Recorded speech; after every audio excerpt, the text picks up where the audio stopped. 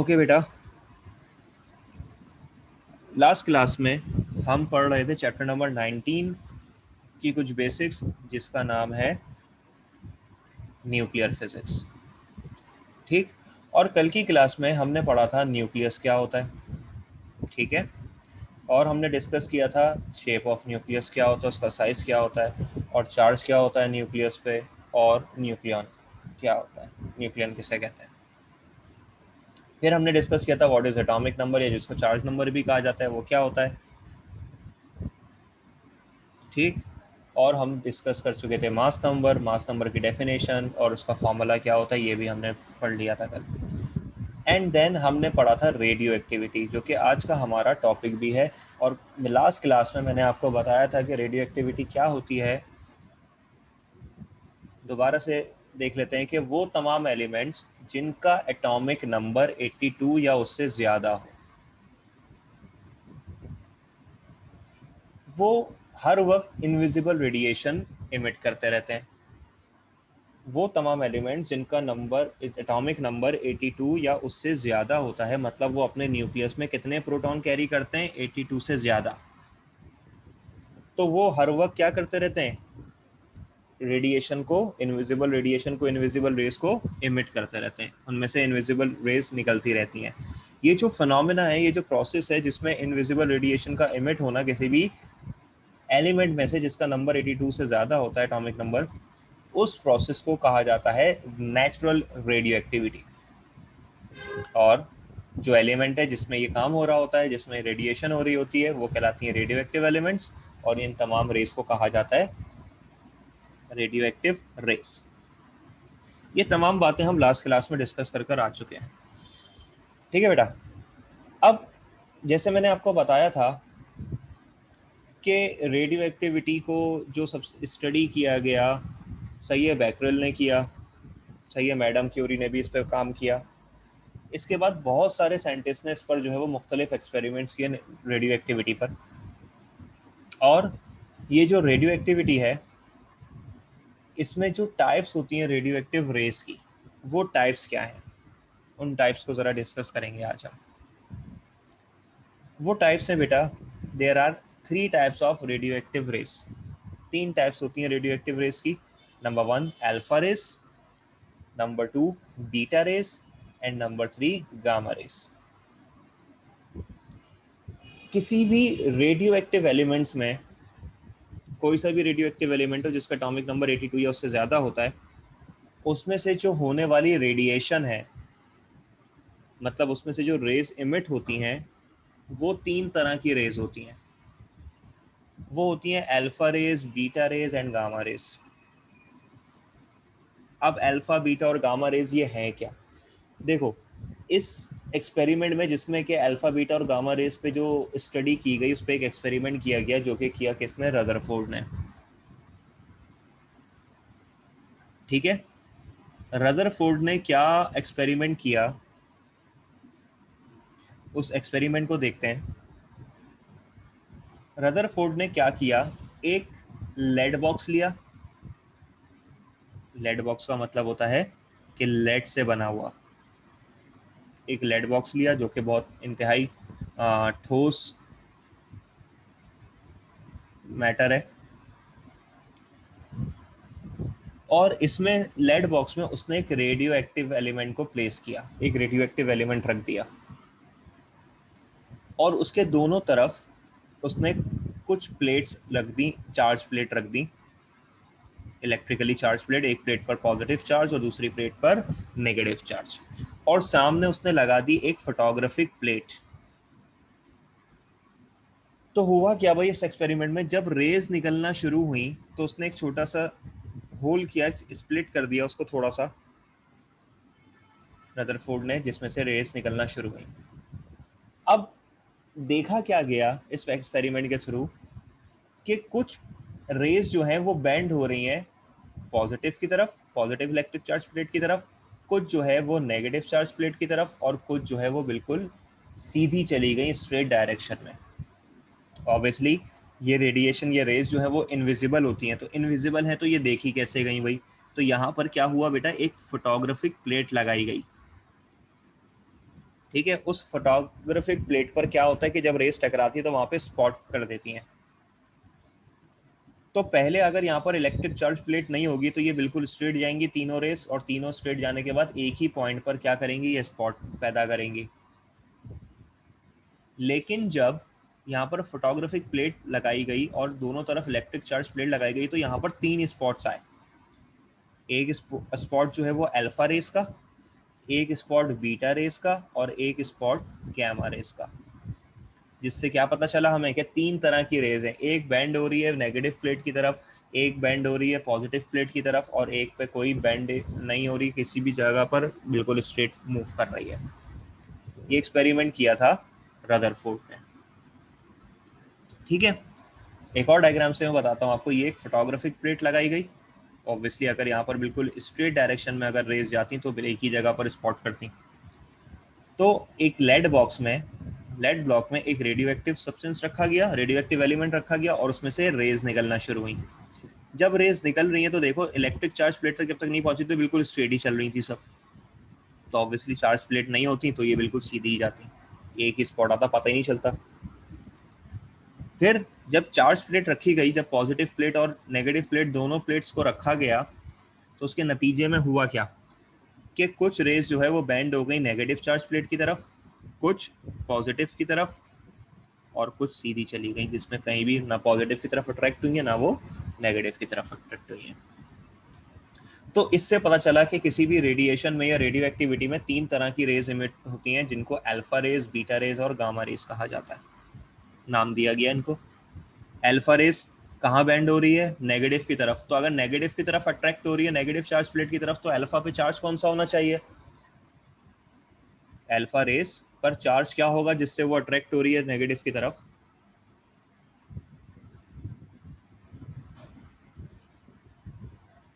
Alpha race पर charge क्या होगा जिससे वो नेगेटिव प्लेट की तरफ अट्रैक्ट हो रही है, कौन सा नेगेटिव को, कौन सा नेगेटिव चार्ज किस चार्ज को अपनी तरफ अट्रैक्ट करेगा, ऑब्वियसली पॉजिटिव चार्ज को। तो इसका मतलब अल्फा रेस पर पॉजिटिव चार्ज होगा तभी नेगेटिव की तरफ अट्रैक्ट हो रही है ना ये, जैसे डायग्राम में हमें नजर आ रहा है। और बीटा रेस जो है, इन पर कौन सा चार्ज होगा जिसकी वजह से ये पॉजिटिव की तरफ अट्रैक्ट हो रही है, ऑब्वियसली इन पर नेगेटिव चार्ज होगा, क्योंकि नेगेटिव पॉजिटिव एक दूसरे को अट्रैक्ट करते हैं। तो इससे पता चला कि तीन तरह की जो रेज हैं उसमें अल्फा रेज कैरी करती हैं पॉजिटिव चार्ज, तभी नेगेटिव की तरफ अट्रैक्ट हुई है। बीटा रेज कैरी करती हैं नेगेटिव चार्ज जिससे वो पॉजिटिव की तरफ अट्रैक्ट हुई है। एंड देन गामा रेज जो है उस पर कोई चार्ज नहीं है, तभी ना ही वो नेगेटिव की तरफ अट्रैक्ट हुई ना ही वो पॉजिटिव की तरफ अट्रैक्ट हुई। तो गामा रेज पर कोई चार्ज नहीं है, there is no charge on gamma rays. क्या मेरी ये बात सबको समझ में आ गई अच्छे तरीके से?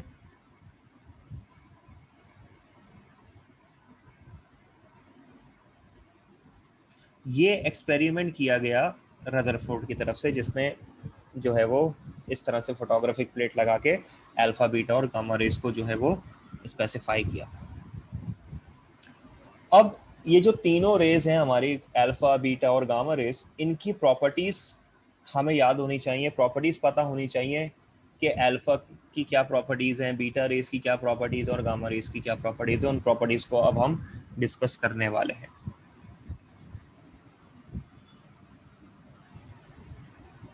ध्यान से समझिएगा मेरी बात। सबसे पहले हम बात कर लेते हैं properties of alpha rays. Alpha rays की खुसूसियत क्या है, उनको हम वन बाय वन डिस्कस करेंगे। अब यहाँ पर कुछ प्रॉपर्टीज हैं जिसमें सबसे पहले आ गया हमारा नेचर, अल्फा रेस की नेचर, कि इसकी नेचर क्या है। तो alpha rays consist of alpha particle. Alpha rays जो है वो कौन से पार्टिकल्स पर मुश्तमिल होती हैं, कौन से पार्टिकल पर कंसिस्ट करती हैं, ऑब्वियसली अल्फा पार्टिकल्स पर ही कंसिस्ट करती हैं। आगे कहा जा रहा है each alpha particle consist of helium nucleus. और हर alpha particle, each alpha particle जो है वो किस पर कंसिस्ट करता है, हीलियम के न्यूक्लियस पर। ठीक है, हीलियम का न्यूक्लियस क्या होता है, हीलियम एक एटम है, एलिमेंट है, और ये हीलियम का एटॉमिक नंबर कितना होता है 2, और उसका एटॉमिक मास कितना होता है 4। इसका मतलब ये हुआ कि हीलियम में 2 इलेक्ट्रॉन, 2 प्रोटॉन और 2 न्यूट्रॉन होते हैं। तो उसके प्रोटॉन में, सॉरी, इसके न्यूक्लियस में हीलियम के 4, मतलब 4 में से 2 प्रोटॉन और 2 न्यूट्रॉन है। तो हर अल्फा पार्टिकल जो है वो कंसिस्ट करता है हीलियम के पार्टिकल पर या हीलियम न्यूक्लियस पर। ये बात समझ आ रही है? तो सबसे पहले हमने नेचर को डिस्कस कर लिया कि अल्फा पार्टिकल की नेचर क्या होती है। अल्फा पार्टिकल, अल्फा रेज जो है वो अल्फा पार्टिकल पर कंसिस्ट करती हैं, और हर अल्फा पार्टिकल जो है वो कंसिस्ट करता है हीलियम के न्यूक्लियस पर।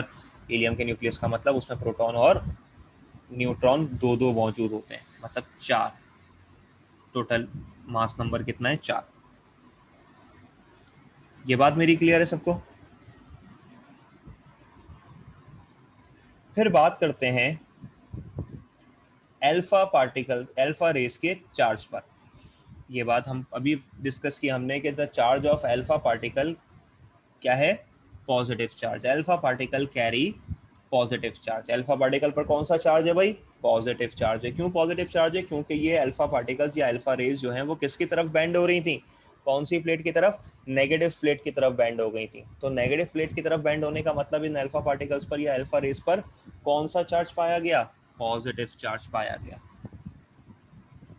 तो पहले हमने नेचर बताई और उसके बाद फिर हमने चार्ज बताया।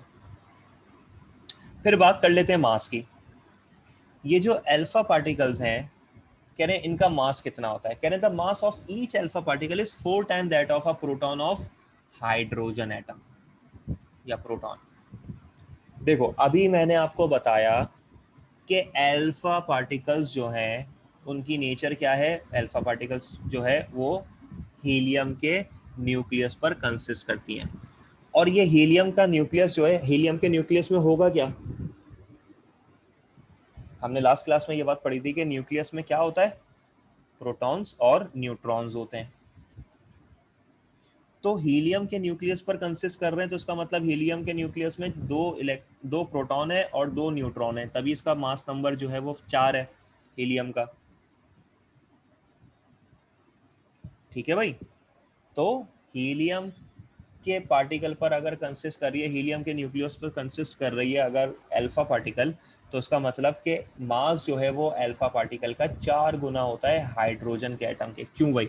हाइड्रोजन का एटॉमिक मास और atomic number, sorry, atomic mass की बात करें या मास नंबर की बात करें, तो हाइड्रोजन का कोई मुझे बता सकता है कि मास नंबर कितना होता है? What is the mass number of hydrogen?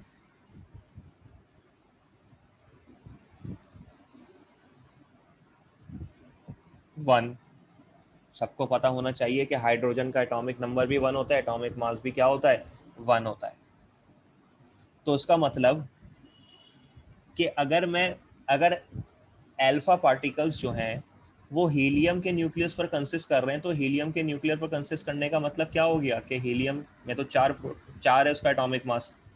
तो उसका मतलब कि हर अल्फा पार्टिकल जो है वो हाइड्रोजन के मास के 4 गुना या 4 टाइम ज्यादा हो जाएगा।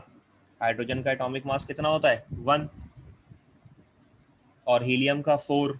तो हीलियम के न्यूक्लियस पे कंसिस्ट कर रहा है और हाइड्रोजन का 1 है, तो उसका मतलब कि अल्फा पार्टिकल का मास हाइड्रोजन के हिसाब से 4 गुना ज्यादा है। ये बात समझ आ रही है मेरी?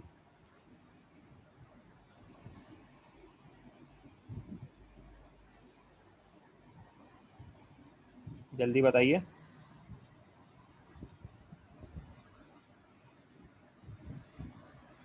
हाइड्रोजन के एटम का मास कितना है?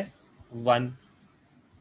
और हीलियम के बराबर होता है अल्फा पार्टिकल, तो हीलियम का मास अगर 4 है तो अल्फा पार्टिकल का मास भी कितना होगा बेटा? 4 होगा। तो उसका मतलब हाइड्रोजन के एटम से 4 गुना ज्यादा है। तो मैं ये बात भी कह सकता हूँ कि मास ऑफ हाइड्रोजन एटम जो भी अल्फा पार्टिकल का जो मास है वो 4 टाइम्स ग्रेटर होता है किसके, या 4 टाइम्स होता है किसके? हाइड्रोजन एटम के। ठीक है? फिर बात करते हैं आयनाइजेशन की। आयनाइजेशन मतलब आयंस बनाने की सलाहियत। कह रहे थे ionization power of alpha rays is very high. कि अल्फा रेज जो हैं वो उनकी आयनाइजेशन पावर क्या होती है? बहुत ज्यादा होती है। आयनाइजेशन पावर किसे कहते हैं? आयंस बनाने की सलाहियत को।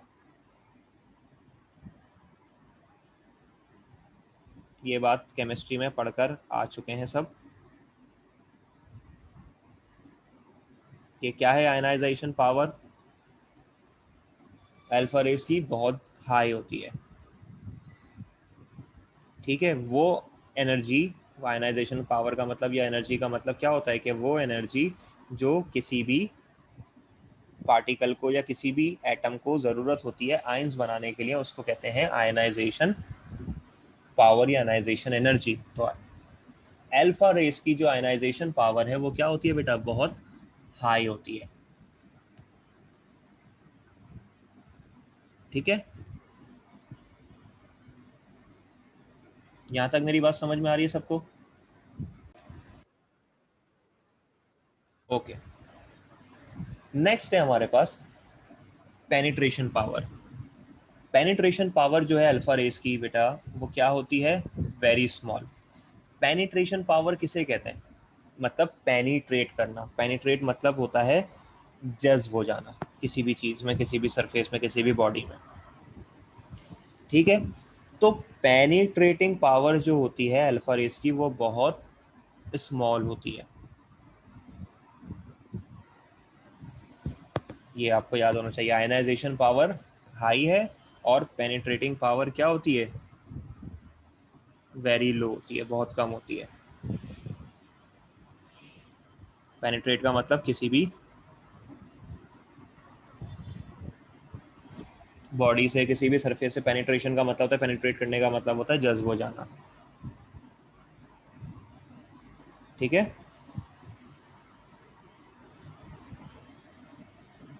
यहां तक मेरी बात समझ आ रही है? जज्ब होना, घुसना, तो ये सब पेनिट्रेशन के लिए इस्तेमाल किए जाते हैं। तो ये किसी भी चीज़ से, किसी बॉडी से टकराती है तो क्या हो जाती है? इसकी पेनिट्रेटिंग पावर बहुत कम होती है। उसमें जो पेनिट्रेट करने की सलाहियत होती है वो बहुत कम होती है।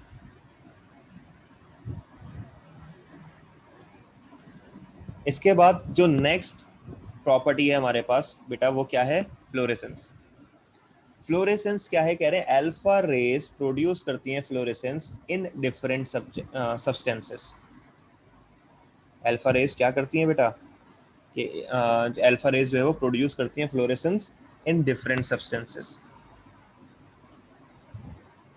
फ्लोरेसेंस का मतलब क्या होता है? Any idea?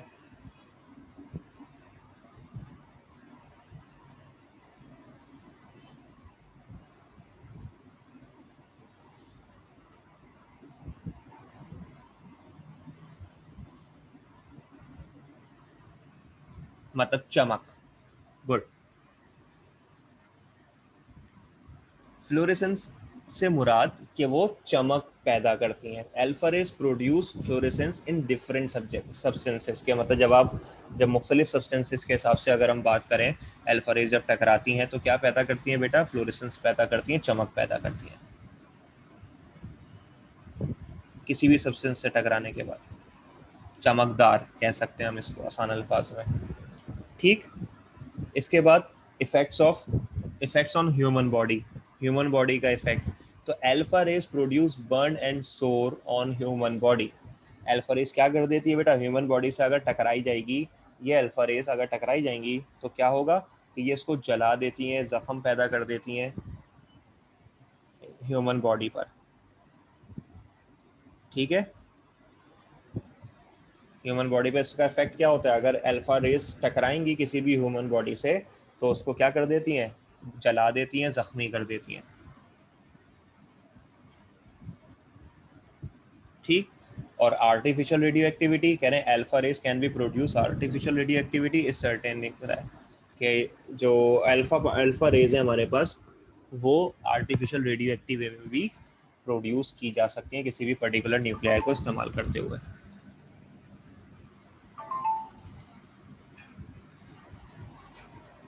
ठीक है बेटा, तो ये तमाम चीज़ें जो प्रॉपर्टीज थी हमारी nature, each alpha particle consist of helium nucleus, charge positive charge है, मास 4 times greater than hydrogen atom, ionization power of alpha rays is very high, penetrating power of alpha rays is very small, alpha rays produce fluorescence in different substances. Alpha rays produce burn and soar on human body, and alpha rays can produce artificial radioactivity in certain nuclei. ये तमाम चीजें सबको समझ में आ गई? Alpha rays की तमाम properties clear हो गई हैं बेटा?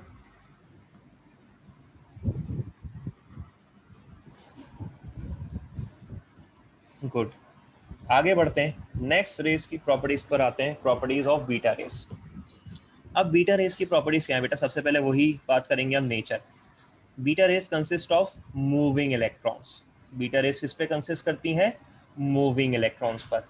चार्ज क्या है अब भाई? बीटा रेस पे जो चार्ज होता है, beta particles carry negative charge. जैसे कि अभी एक्सपेरिमेंट के थ्रू हमने पढ़ा कि बीटा रेस जो है वो डिफ्लेक्ट हो गई थी, बेंड हो गई थी पॉजिटिव प्लेट की तरफ, तो इसका मतलब कि वो कौन सा चार्ज कैरी करती हैं?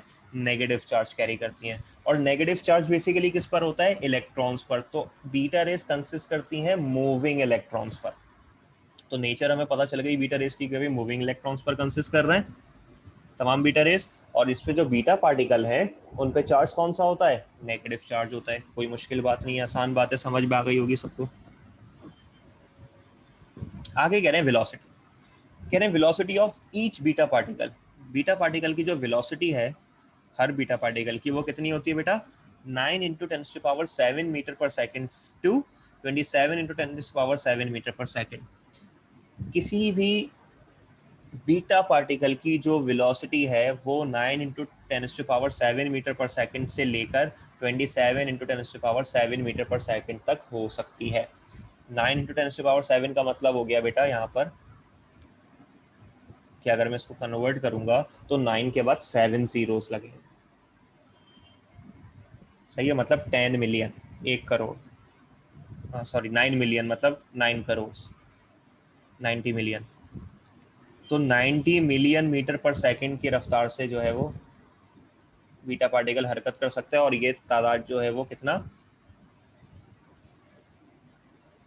270 मिलियन, 27 करोड़ मीटर पर सेकंड तक भी जा सकती है।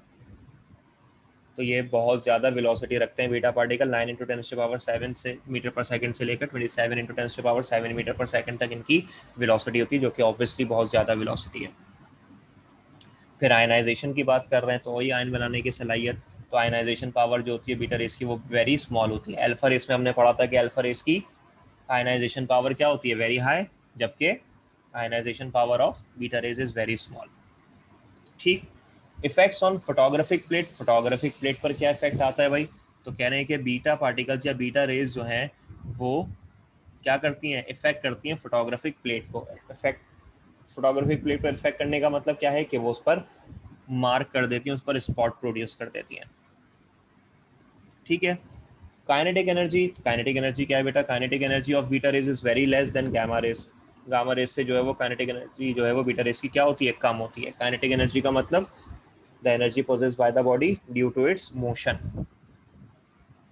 तो काइनेटिक एनर्जी बीटा रेस की क्या होती है? मतलब ट्रैवल करने की जो सलाहियत होती है जिससे ये हरकत करती है, तो वो काइनेटिक एनर्जी बीटा रेस की कम होती है गामा रेस से। और इसके बाद दोबारा फ्लोरेसेंस। तो फ्लोरेसेंस क्या है होता है? अभी मैं बताया, चमकदार, चमकना, नूर पैदा करना। तो beta raise produce fluorescence in different substances. तो ये भी सेम है, जैसे कि अल्फा रेज या अल्फा पार्टिकल्स जो है वो मुख्तलिफ सब्सटेंसेस में क्या करते हैं? चमक पैदा करते हैं। तो इसी तरह से बीटा रेज जो है या बीटा पार्टिकल्स जो हैं वो क्या करते हैं बेटा? चमक पैदा करते हैं, फ्लोरेसेंस प्रोड्यूस करते हैं इन डिफरेंट सब्सटेंसेस। तो ये बीटा रेस की जो मैंने आपको प्रॉपर्टीज बताई, इनमें कोई कंफ्यूजन है किसी को? जल्दी से बताइएगा मुझे।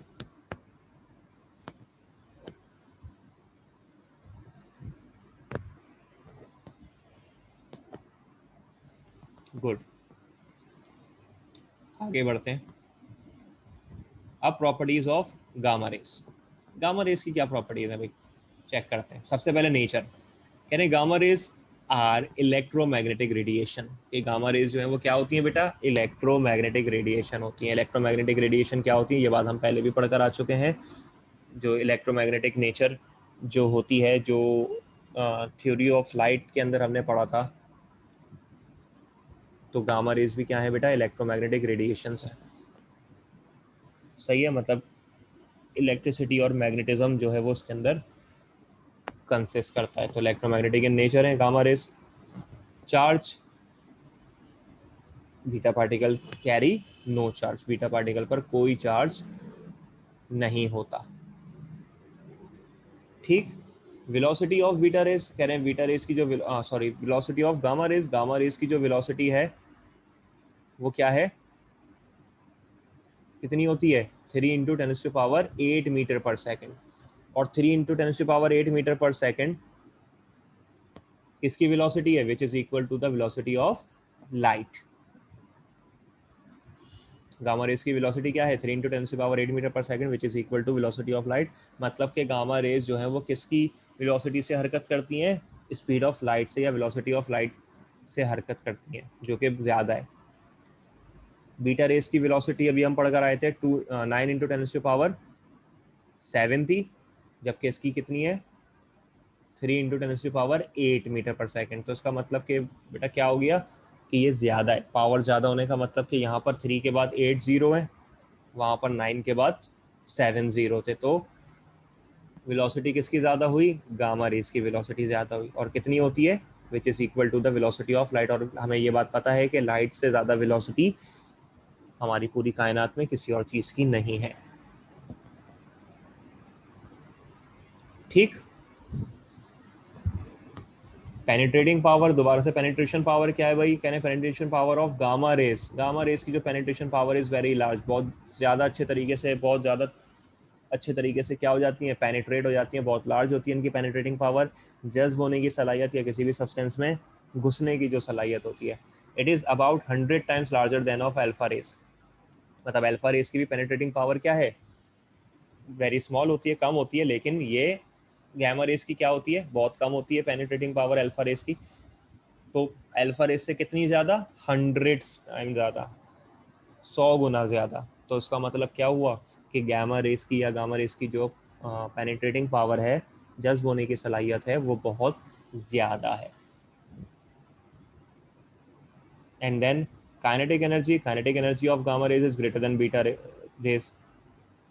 गामा रेस की जो काइनेटिक एनर्जी है वो बीटा रेस से क्या होती है, ज़्यादा। क्यों, क्योंकि velocity of gamma rays beta rays से ज़्यादा है। जब गामा रेस ज़्यादा स्पीड से हरकत कर रही है बीटा रेस के अकॉर्डिंग, तो उसका मतलब उसकी काइनेटिक एनर्जी भी ज़्यादा है। जिसकी काइनेटिक एनर्जी ज़्यादा होगी तो उसका मतलब उसकी वेलोसिटी ज़्यादा होगी, क्योंकि काइनेटिक एनर्जी किस पर डिपेंड कर रही है, वेलोसिटी पर। तो अगर किसी भी चीज़ की वेलोसिटी ज़्यादा है तो उसका मतलब उसमें काइनेटिक एनर्जी ज़्यादा है। तो वेलोसिटी ज़्यादा किसकी है, गामा रेस की या बीटा रेस की, ऑब्वियसली गामा रेस की। तो गामा रेस की वेलोसिटी ज़्यादा होने से इसकी काइनेटिक एनर्जी भी क्या होती है, ज़्यादा होती है as compare to beta rays. ठीक, यहाँ तक मेरी बात समझ में आई सबको।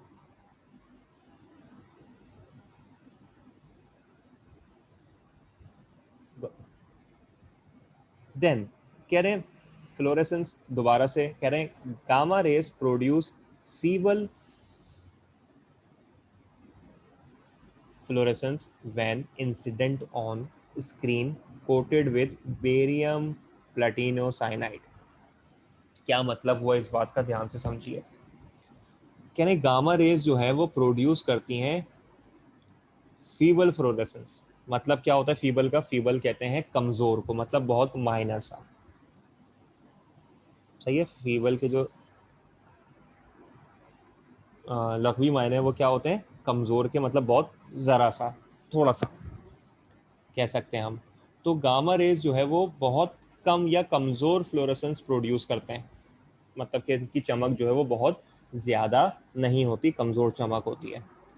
व्हेन इंसिडेंट ऑन स्क्रीन, जब वो किसी भी स्क्रीन से जो है वो टकराते हैं, कोटेड विद बेरियम प्लेटिनोसाइनाइड, जो किस वो स्क्रीन किससे कोटेड हो, अगर वो स्क्रीन कोटेड हो बेरियम प्लेटिनोसाइनाइड, जो कि केमिकल एक कंपाउंड है, तो बेरियम प्लेटिनोसाइनाइड से अगर कोटेड की गई स्क्रीन से जब गामा रेस टकराती हैं तो उस पर बहुत कमज़ोर सा फीबल फ्लोरेसेंस प्रोड्यूस करते हैं।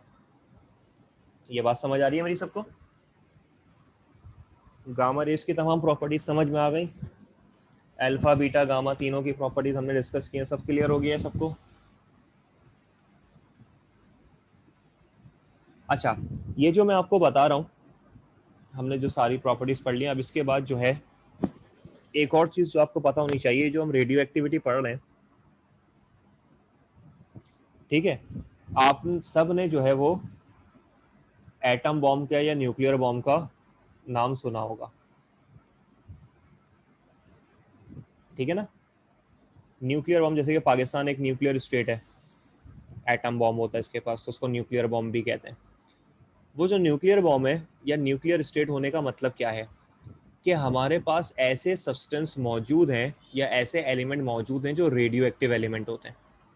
मतलब जो मिसाइल, जो न्यूक्लियर मिसाइल फायर किया जाता है, जैसे कि आपको पता होगा सेकेंड वर्ल्ड वॉर में 1944 में अमेरिका ने जो है वो जापान पर हमला किया था, हिरोशिमा और नागासाकी पर न्यूक्लियर बॉम्बिंग की थी। तो वो बेसिकली जिन मिसाइल से, जिन न्यूक्लियर मिसाइल से बॉम्बिंग की जाती है, वो मिसाइल कंसिस्ट करते हैं रेडियो एक्टिव एलिमेंट पे। वो ज़्यादा खतरनाक क्यों है, मैं इसकी वजह बताने वाला हूँ। क्योंकि जब वो मिसाइल ब्लास्ट होते हैं तो उसमें से निकलता है रेडियो एक्टिव एलिमेंट। जब रेडियो एक्टिव एलिमेंट एयर के कांटेक्ट में आता है या एटमॉस्फेयर के कांटेक्ट में आता है, तो उसके नतीजे में उसमें होनी शुरू होती है रेडिएशन। पहले तो पैक होता है, जब रेडिएशन होनी शुरू होती है तो उसमें से अल्फा बीटा और गामा रेज निकलती हैं। जब इस तरह की रेस निकलना शुरू होती हैं तो वही काफ़ी दूर तक, क्योंकि गामा रेस की तो वेलोसिटी बहुत ज़्यादा है, ठीक है, बीटा रेस की भी बहुत ज़्यादा है, लेकिन गामा रेस से कम है, अल्फा रेस की थोड़ी और कम है। तो ये रेस फैलना शुरू हो जाती है एक बड़े एरिया पर, और ये अपने रेंज में आने वाले जितने भी जानदार हैं, चाहे वो कोई से भी लिविंग क्रिएचर्स हों, तमाम जानदार्स को डैमेज करती है। जैसे कि अभी हमने पढ़ा कि अल्फा पार्टिकल्स या अल्फा रेस जो है वो जब ह्यूमन बॉडी पर, उसका क्या इफेक्ट होता है कि अल्फा पार्टिकल्स उसको बर्न कर देती हैं, जला देती हैं या ज़ख्मी कर देती हैं। तो जब ये रेस आके टकराती हैं किसी भी लिविंग क्रिएचर से, लिविंग ऑर्गेनिज्म से, लिविंग थिंग से, तो वहाँ पर वो ज़िंदगी का नामो निशान ख़त्म कर देती हैं या ना होने के बराबर करती हैं। इसलिए ये न्यूक्लियर बॉम्बिंग काफ़ी ख़तरनाक होती है रेडिएशंस की वजह से। और उनमें से होने वाली जो रेडिएशन में जो रेज होती हैं, अल्फ़ा बीटा और गामा रेज, उनकी क्या प्रॉपर्टीज़ हैं ये भी हमने डिस्कस कर ली। तो आई होप रेडियो एक्टिविटी और types of radio active rays में कोई कन्फ्यूजन नहीं होनी चाहिए आप लोगों को। मेरा टॉपिक जो आज मैंने समझाया है वो अच्छे तरीके से क्लियर हो गया होगा कि रेडियो एक्टिविटी, इसका basic concept, types of radio active rays, experiment और उनकी तमाम रेडियो एक्टिव रेस की प्रॉपर्टीज़। तो फिलहाल आज की क्लास को यहीं तक रखते हैं, बाकी फर्दर डिस्कस करेंगे नेक्स्ट क्लास में। आज के लिए इतना ही, अल्लाह हाफ़िज़।